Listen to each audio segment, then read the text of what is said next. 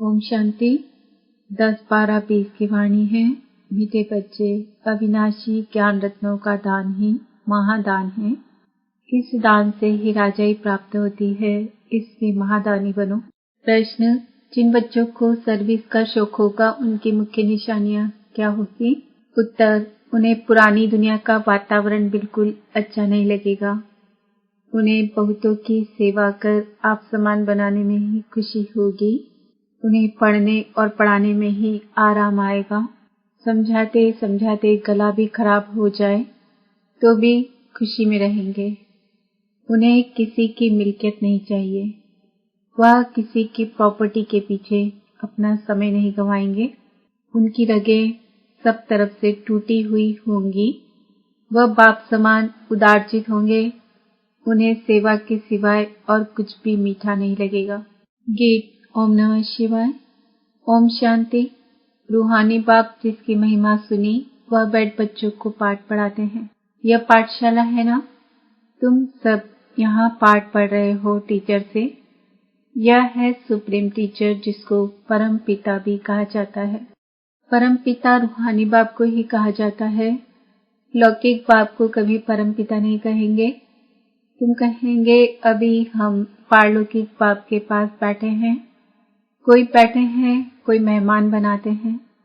तुम समझते हो हम बेहद के बाप पास बैठे हैं वर्षा लेने के लिए, तो अंदर में कितनी खुशी होनी चाहिए। मनुष्य तो बेचारे चिल्लाते रहते हैं। इस समय दुनिया में सब कहते हैं दुनिया में शांति हो।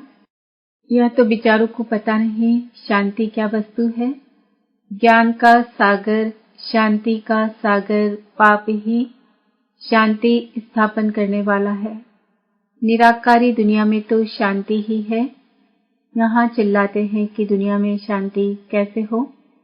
अब नई दुनिया सतयुग में तो शांति थी, जबकि एक धर्म था। नई दुनिया को कहते हैं पैराडाइज, देवताओं की दुनिया। शास्त्रों में जहाँ तहाँ अशांति की बातें लिख दी है। दिखाते हैं द्वापर में कंस था, फिर हिरण्यकश्यप को सतयुग में दिखाते हैं। त्रेता में रावण का हंगामा।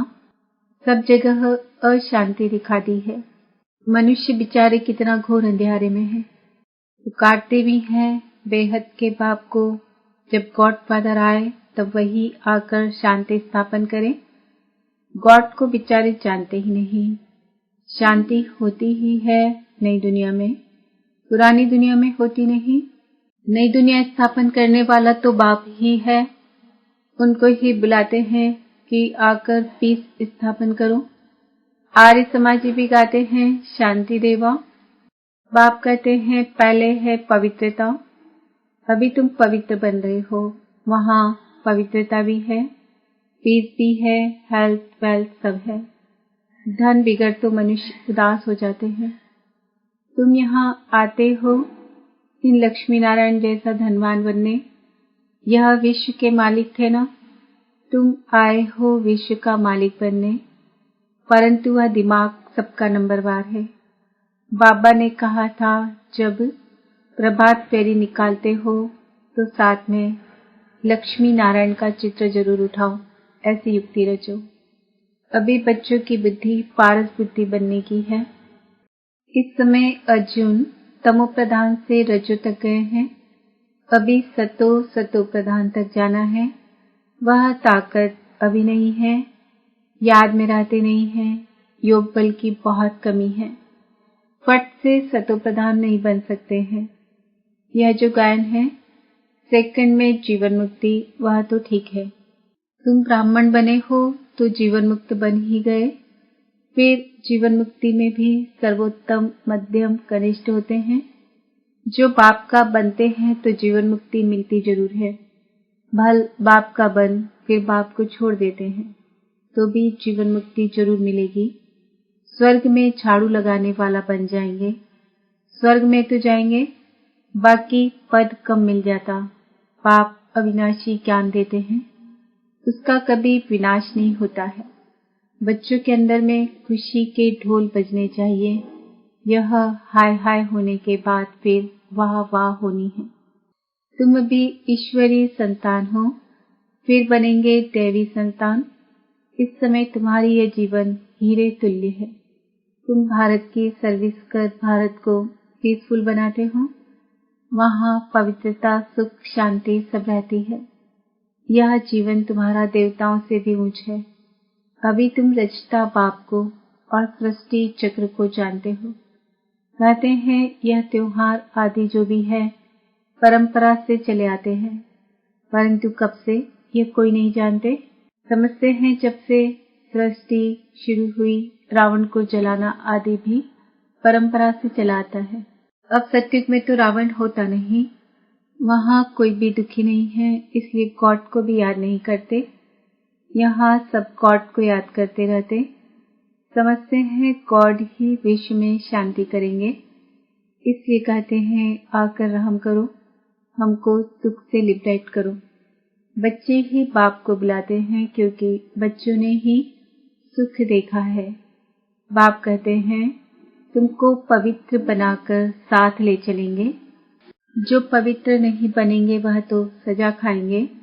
इसमें मनसा वाचा कर्मणा पवित्र रहना है। मनसा भी बड़ी अच्छी चाहिए। इतनी मेहनत करनी है जो पिछाड़ी में मनसा में कोई व्यर्थ ख्याल न आए, एक बाप के सिवाय कोई भी याद न आए। बाप समझाते हैं तभी मनसा तक तो आएंगे जब तक कर्मातीत अवस्था हो। हनुमान मिसल अडोल बनो, उसमें ही तो बड़ी मेहनत चाहिए। जो आज्ञाकारी वफादार सपूत बच्चे होते हैं, बाप का प्यार भी उन पर जास्ती रहता है। 5 विकारों पर जीत ना पाने वाले इतने प्यारे लग ना सके। तुम बच्चे जानते हो हम कल्प कल्प बाप से ये वर्षा लेते हैं, तो कितना खुशी का पारा चढ़ना चाहिए। यह भी जानते हो स्थापना तो जरूर होनी है। यह पुरानी दुनिया कब्र दाखिल होनी है जरूर। हम परिस्तान में जाने के लिए कल पहले मिसल पुरुषार्थ करते रहते हैं। यह तो कब्रिस्तान है ना। पुरानी दुनिया और नई दुनिया की समझानी सीढ़ी में है।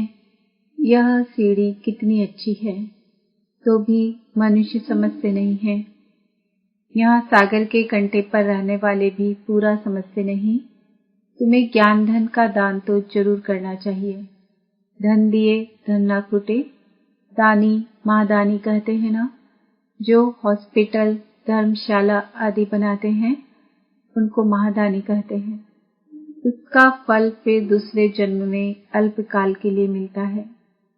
समझो धर्मशाला बनाते हैं तो दूसरे जन्म में मकान का सुख मिलेगा।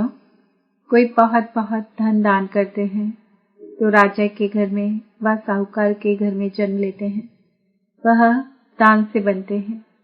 तुम पढ़ाई से राजाई पद पाते हो। पढ़ाई भी है, दान भी है।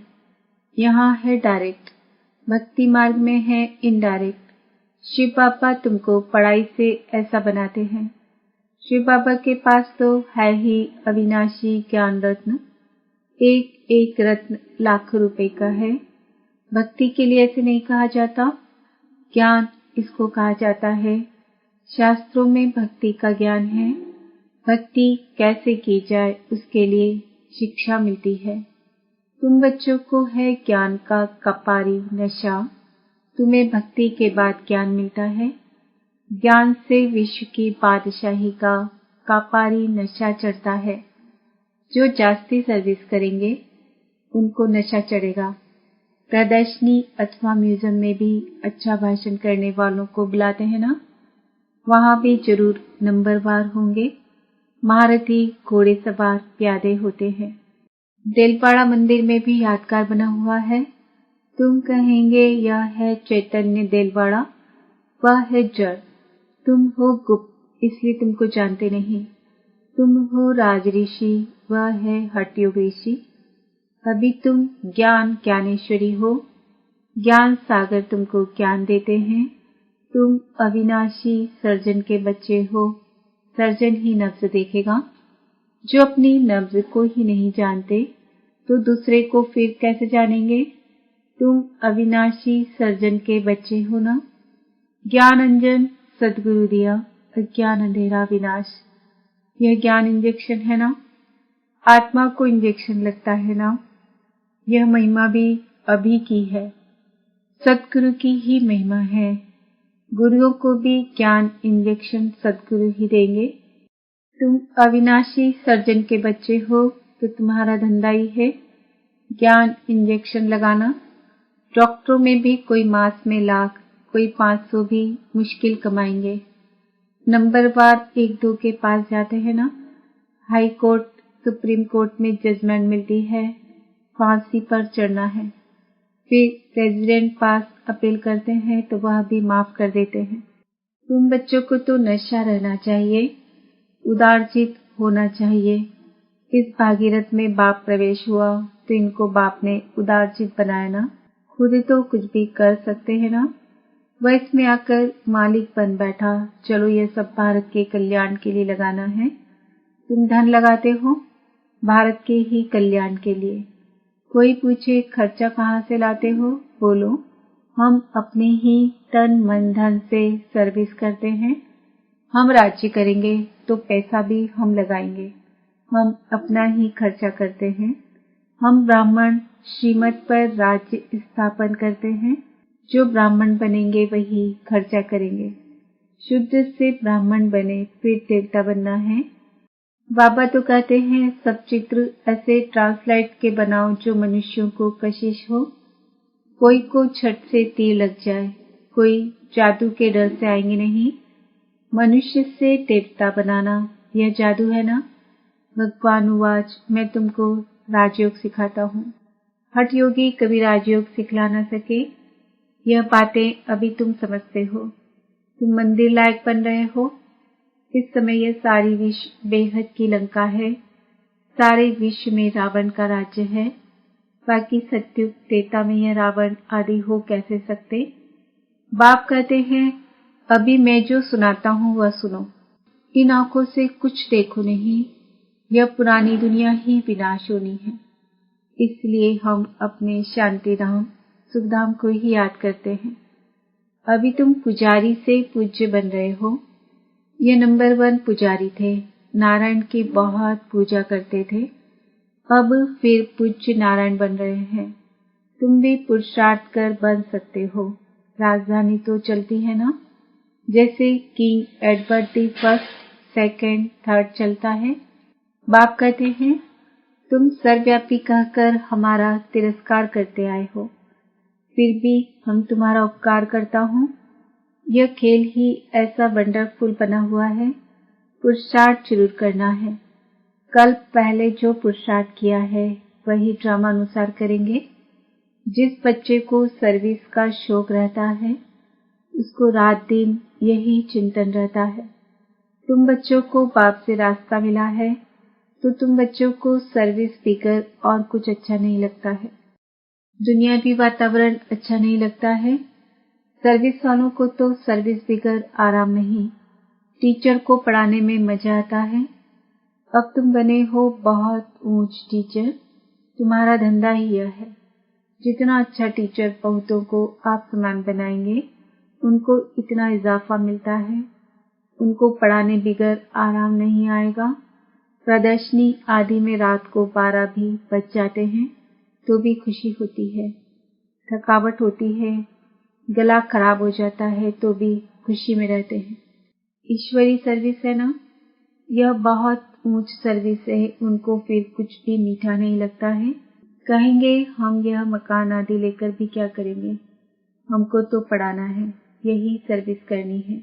मिल्कियत आदि में खिटपिट देखेंगे तो कहेंगे यह सोना ही किस काम का जो कान कटे। सर्विस से तो बेड़ा पार होना है। बाबा कह देते हैं मकान भी भल उनके नाम पर हो। बीके को तो सर्विस करनी है। इस सर्विस में कोई बाहर का बंधन अच्छा नहीं लगता है। कोई की तो रग जाती है, कोई की रग टूटी हुई रहती है। बाबा कहते हैं मन मना भव, तो तुम्हारे विकर्म विनाश होंगे। बहुत मदद मिल जाती है। इस सर्विस में तो लग जाना चाहिए। इसमें आमदनी है बहुत। मकान आदि की बात नहीं। मकान दे और बंधन डाले तो ऐसे लेंगे नहीं। जो सर्विस नहीं जानते वह तो अपने काम के नहीं।